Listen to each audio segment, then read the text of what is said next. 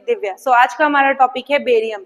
Barium क्या होता है? बेरियम एक तरह का कॉन्ट्रास्ट है जो कि हम जो डाइजेस्टिव सिस्टम है उसकी स्टडी करने के लिए हम यूज करते हैं, बिकॉज ये सेफ होता है। तो आज हम उसकी आइडियल प्रॉपर्टीज देखते हैं।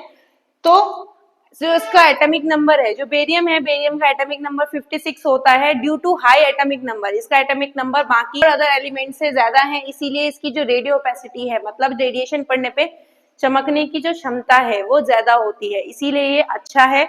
ठीक है। दूसरा, ये नॉन टॉक्सिक है। नॉन टॉक्सिक मतलब ये बॉडी में जाके ये टॉक्सिसिटी कॉज नहीं करेगा as compare to iodinated contrast media. Iodinated contrast media basically toxicity cause करता है। नेक्स्ट, अगर हम बात करें soluble in water. Soluble in water का क्या मतलब है कि ये वाटर में सॉल्यूबल मतलब पानी में घुल जाता है। ठीक है। Stable suspension that do not settle down. Like अगर आप मान लीजिए पानी में मिट्टी को घोलते हैं तो क्या होता है, थोड़ी देर बाद वो नीचे सेटल डाउन हो जाएगी, जो मिट्टी है वो नीचे बैठ जाएगी। लेकिन बेरियम जब हम बनाते हैं तो इसको ऐसे बनाया जाता है कि अगर हम इसे वाटर में मिलाएं, घोले, तो ये स्टेबल ना हो, मतलब वो नीचे जाके सेटल डाउन ना हो, स्टेबल रहे। उसके बाद should not fluctuate with secretion.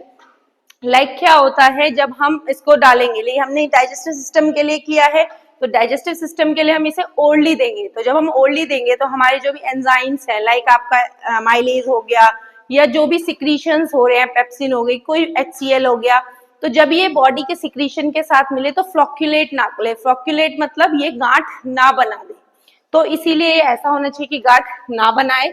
And good and stable mucosal coating होनी चाहिए। जो इसकी म्यूकस है, म्यूकस क्या होता है, सबसे अंदर वाली लेयर होती है डाइजेस्टिव सिस्टम की, तो उसका जो कोटिंग है वो अच्छी होनी चाहिए। तो ये था आपका ideal property of contrast. Next हम बात करते हैं मैन्युफैक्चरिंग ऑफ कॉन्ट्रास्ट। तो मैन्युफैक्चरिंग ऑफ कॉन्ट्रास्ट क्या होता है कि जो हम बेरियम बनाते हैं तो वो कैसे मैन्युफैक्चर होता है। पहले हमारे पास एक सॉल्यूशन है जिसको हम बोलते हैं बेरियम सल्फाइड। तो BaS को हम किसके साथ मतलब BaS को हम मिलाते हैं सोडियम बाइकार्बोनेट के साथ। ठीक है।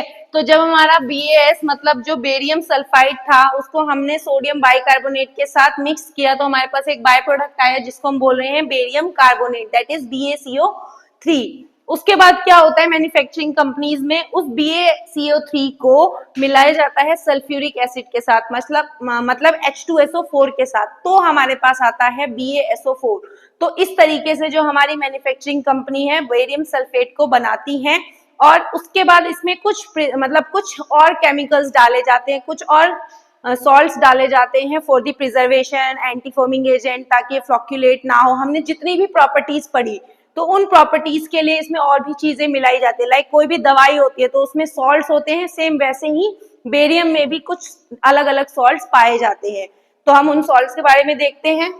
हमने बात की थी इसमें स्टेबिलिटी होनी चाहिए, सेटल डाउन नहीं होना चाहिए, स्टेबल सस्पेंशन होना चाहिए। तो उसके लिए इसमें क्या मिलाया जाता है, इसमें मिलाया जाता है गमेशिया मिलाया जाता है और कार्बोक्सी मिथाइल सेल्यूलोज मिलाया जाता है फॉर स्टेबिलिटी।